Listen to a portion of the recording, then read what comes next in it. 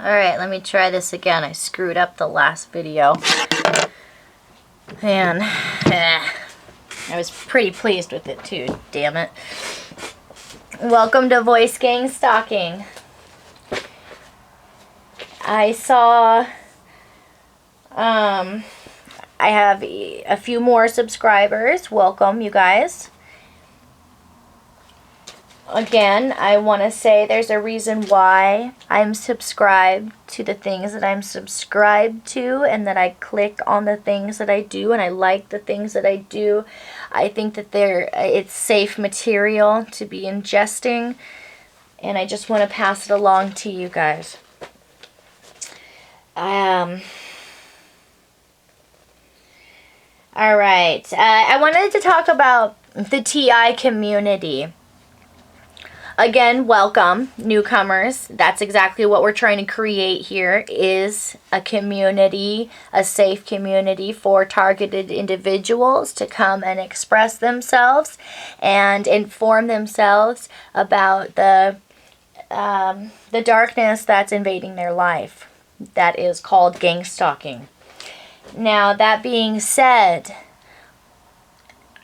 a lot of us are channeling and posting and blogging about this, but it seems to me like it's stopping there, and that's a big problem in terms of the growth of the TI community, which is going to bring awareness.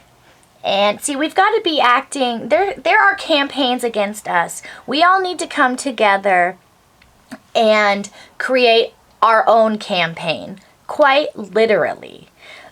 Not with the hate and force that they use against us, but by banding together. And I know that's so difficult, and there's a reason why you don't see two TIs posting together very often at all. They'll have podcasts and they'll have guests come on at best, but it's very difficult for us to trust each other because we have learned that lesson before. But that doesn't mean that we stop.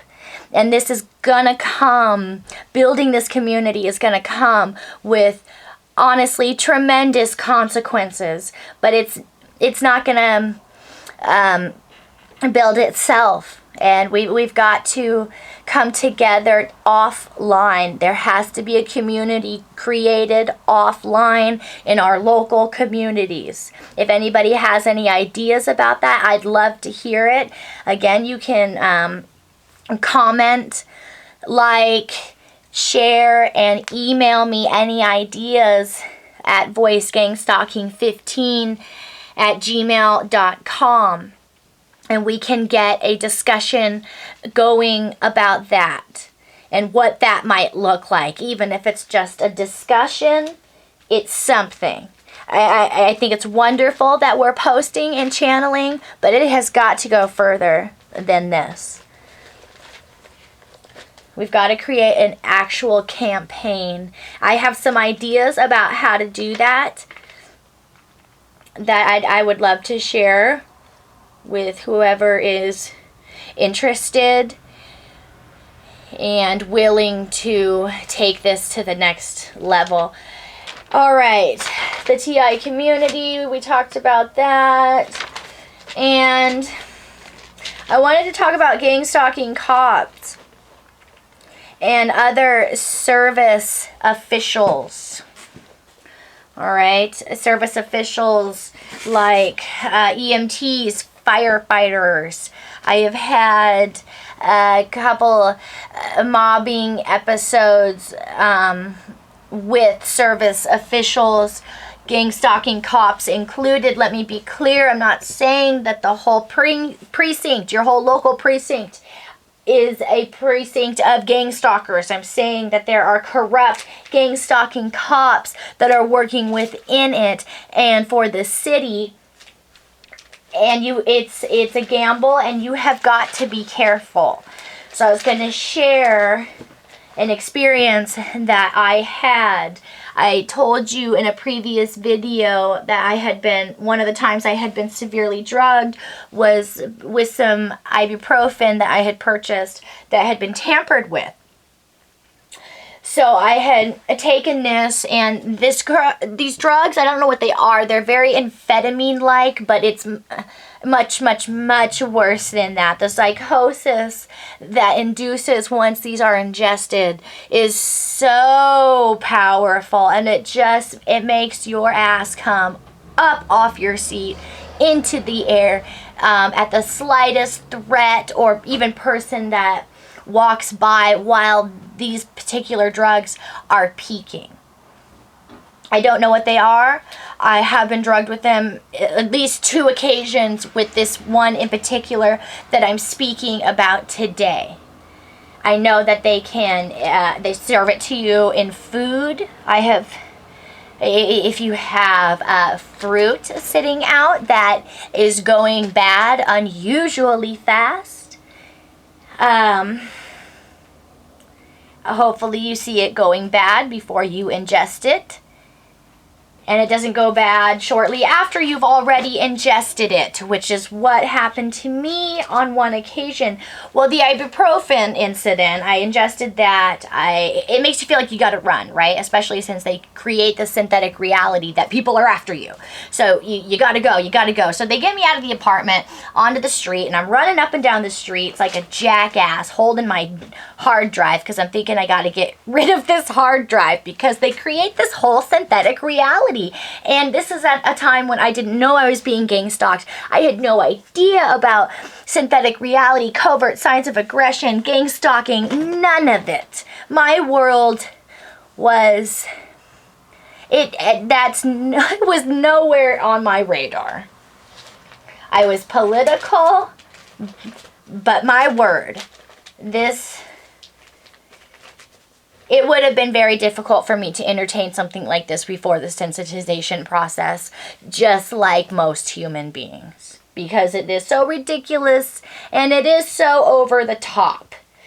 So I'm on the street running around with my hard drive, totally playing into my synthetic reality, and they've got this guy following me and stalking me, right? In this really dramatic, slow-paced, stalkery stroll behind me, and I think he's coming from my hard drive. Okay, and looking back on it, this was really damaging, and these experiences, horrifying does not describe it. All right, and this is how they push you into being institutionalized and getting false diagnoses. This is exactly how they do it.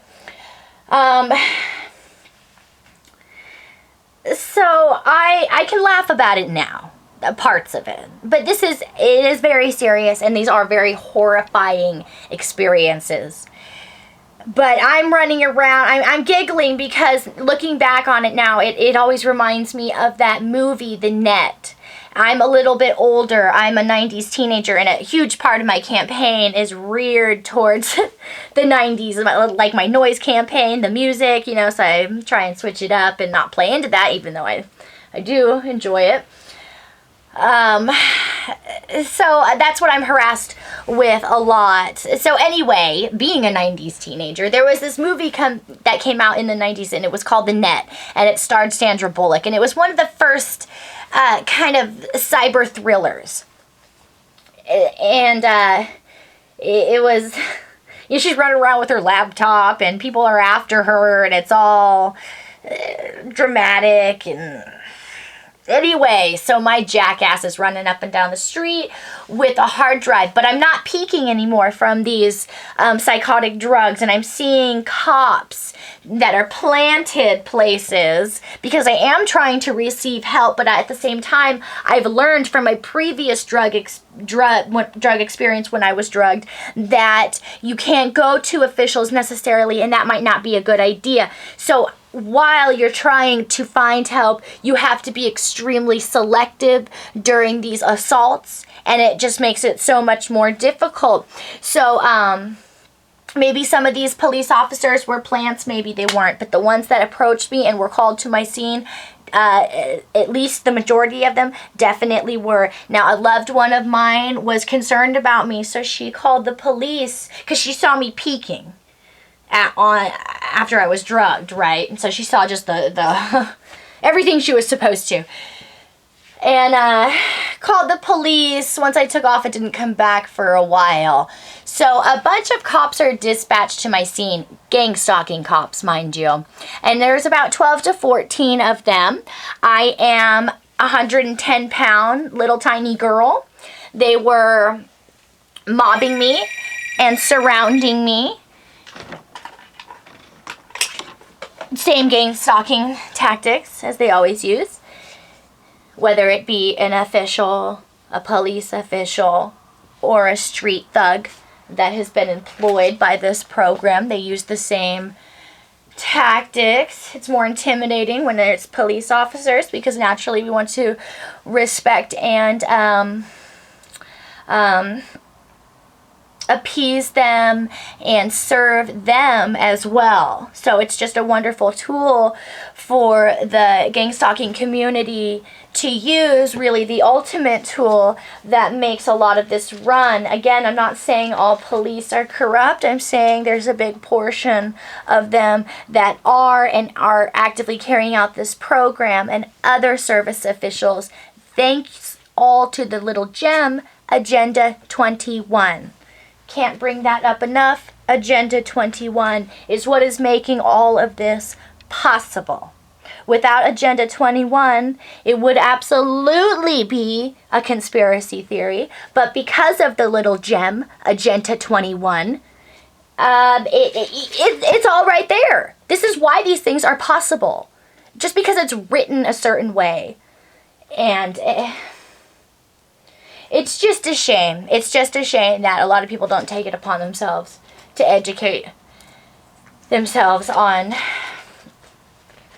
things like this. And the ones who are educated, unfortunately, don't have the experience of personal campaigning against them to go along with the education, so they don't tie the two together. And when you try to tie it together for them, it doesn't work. For a number of reasons. I mean, it sounds nuts. They haven't been through the sensitization process. I could go on and on. So anyway, so I'm approached by these cops, and one of them, they're mobbing me and circling me, and one of them says they want the hard drive. So I give them the hard drive. They usher me into the ambulance, which I was extremely hesitant about.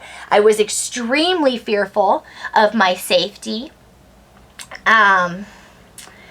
But they explained to me that I had no other choice, and if I didn't get into the ambulance, it was going to get ugly. Again, I had done nothing. I was not peeking at this point. I was not appearing psychotic to anybody on the street. It was only me that I'm laughing myself at inside because I'm running around with a hard drive. Other people didn't know this was going on. There was no reason for them to pick me up like that.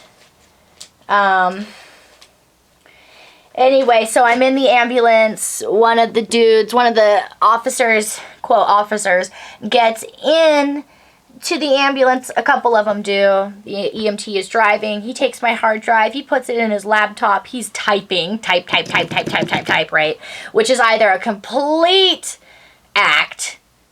They love to do that. Acting. So now, the whole time throughout my campaign, I'm drawing to this experience, this hard drive, this laptop. What does that mean? And now they can plant things in the future of my campaign that will stem from that. See, this is what they do with everybody, and they plant a few different incidences like that, and then plant a person, a perp later on down the line that might say something alluding to it. So now you're experiencing this all over again, and you are tying things together. You're gaslighting. You are gaslighting. It's gaslighting. I really need to do a video on gaslighting. In fact, why don't I do that later today for you? So they get me in the ambulance and they take me to the hospital, right? Because they're serving and protecting me, right? And it was very apparent that one of these cops was not happy about the situation. I really feel like he felt genuinely bad about what was going on. His demeanor, he was upset and cold to the other police officers in regards to me, but sending positive energy towards my way. keep in mind, this is a tactic that they use too. You know, good cop, bad cop on steroids. Foot perps use this all the time, except they use it as one person, they remain one person, and they get hot and cold towards you, hot and cold towards you. So it could have been that, but I feel like this guy really felt bad. And one of the other officers says something to me, because I still think, again, I don't know, this is gang stalking. I still think that my ex-boyfriend, remember I shared with you that I believed my ex-boyfriend had initiated this campaign against me. And maybe he did. It doesn't matter now, though. Once you're enrolled, you are then enrolled in other programs stemming off of this. And it's just... it doesn't matter anymore how this came about. It's not going to help you navigate through the rest of your campaign and the remainder of your life. But mine was supposed to look like I had broken the heart of the wrong man. And so he had maybe hired a revenge for hire agency against me, which is what everything looked like in the beginning, absolutely. But this is something they do. They take advantage of things that they witness under surveillance, and they find the perfect time to interject and integrate gang stalking into your life to provide you with false illusions like this, to confuse you as to where it came about, in fact. And there are these revenge for hire agencies, but as TIs, we all know the scale that we've witnessed the scale that this is on through experience, and it would take so much more manpower and funding than a revenge for hire agency has, or 10 grand that an salty lover might have laying around to spend on you. Especially when these campaigns go on for years at a time. But they're all designed to make it look like you've done something wrong. So a lot of us spend a lot of time in the beginning beating ourselves up and wronging ourselves, racketing against ourselves for these campaigns. And we'll be blamed also by loved ones, when really it actually has nothing to do with our character. And it's not just us being under attack. It's our families, and our entire community is under attack. There is a Holocaust being waged against us, but it's not made to look like that. You are made to look like this is all happening because of you. And if people do start to believe you, if you are that lucky, generally they think it's because this has happened because you've wronged someone. And maybe you have, and they enrolled you in the program. That doesn't mean that nobody deserves this. Nobody deserves gang stalking at all. So long story short, I'm ranting, going off on another angle of this, but they take me to the hospital. They admit me forcibly. I stay there for 2 weeks. I'm gang stalked repeatedly in the hospital. And there's a lot more that happens after that. I receive full confirmation after this experience about a month and a half later. I was lucky enough, I guess, if that's the right word, lucky enough to receive full confirmation before I took myself back to the institution, perhaps, or continued to go on the hamster wheel of mental illness, which is just psychiatry fraud. Psychiatry fraud. This is another phrase that we need to get up, and when we're expressing ourselves to people that we can trust, that we want them to understand and explain things to them while we're in our right mind with the proper language. Psychiatry fraud. That is framing somebody. How we are framed and created to, our lives are created and designed to look like we have a mental illness, schizophrenia. That's fraud. Psychiatry fraud. Let's all start and try and use that phrase when we're describing, you know, it sounds a lot more legit than I'm being framed. Let's try and stay away from the conspiracy language, even though we know that that's in fact what is going on. We still have to communicate with people on their level, and they are not sensitized yet. So be careful when speaking to each other, and make sure you're using terms like covert signs of aggression, gang stalking, fraud, things of that nature. It takes a little practice, but it unfortunately becomes second nature, the language. And if anybody has any input about that, that would be wonderful, in terms of presenting things and words to the public and explaining this program properly. Thank you, you guys. I'm going to try and get that video up today later about gaslighting. I do have a few more ideas that I've shared with you about a couple more videos I want to do. That's going to be a more long, drawn-out process, so you're going to have to bear with me on that. But I will try and get that gaslighting up for you later today. Take care, and I appreciate you guys and everything you're going through. Welcome, newcomers.